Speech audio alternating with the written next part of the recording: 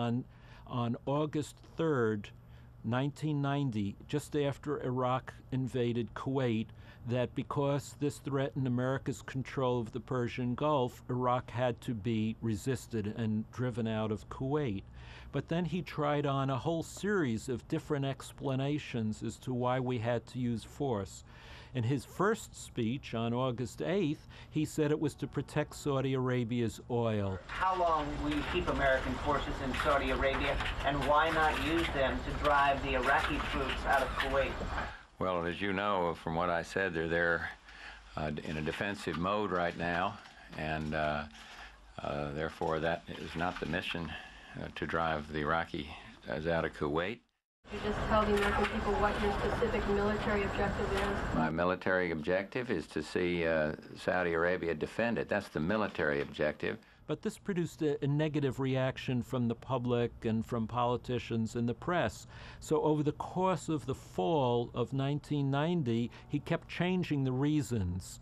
Before the war broke out, after that was that American jobs were at risk because there would be a global recession as a result of higher oil prices, so this was bad for employment. But that didn't resonate with the public either, and so finally he and his advisors determined that weapons of mass destruction was the magic word. And he tested that out and got a positive reaction from the press and politicians. They know that this brutal dictator will do anything, will use any weapon, will commit any outrage, no matter how many innocents suffer. And so that became his reason of choice, motive of choice for justifying the first war against Iraq in 1991. Our military objectives are met. Kuwait is once more in the hands of Kuwaitis, in control of their own destiny.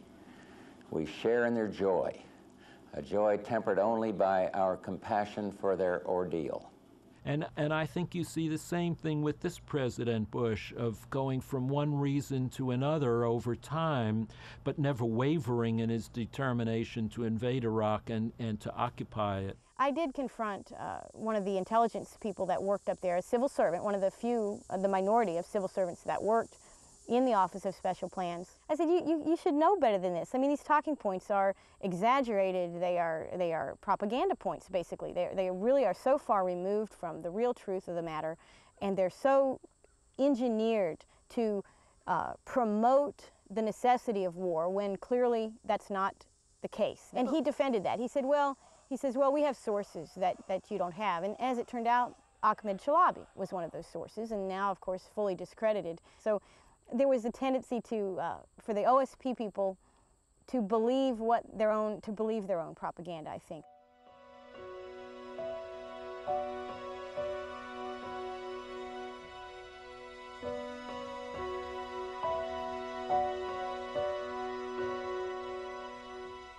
With the Middle East, their agenda is nothing less than to transform that entire region politically, economically, and culturally. And their dream is to have a proliferation not only of democracies in the region, but of pro-Western democracies.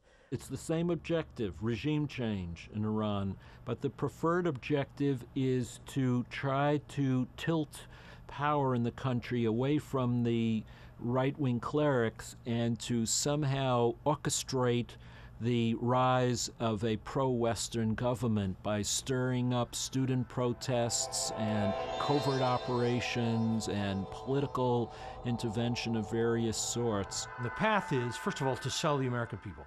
The storyline is fairly simple to develop. In fact, I've written it already. It is, you start telling the story.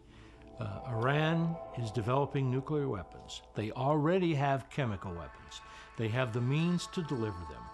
They are supporting terrorist organizations, and there are people inside that country who yearn for democracy. I mean, you send the administration's spokesman out and you keep making that story, repeating it over and over again, and pretty soon you're with me, we got a deal, something, and I bet we can even find a connection between Iran and the 9/11 attack, and then you're really with me.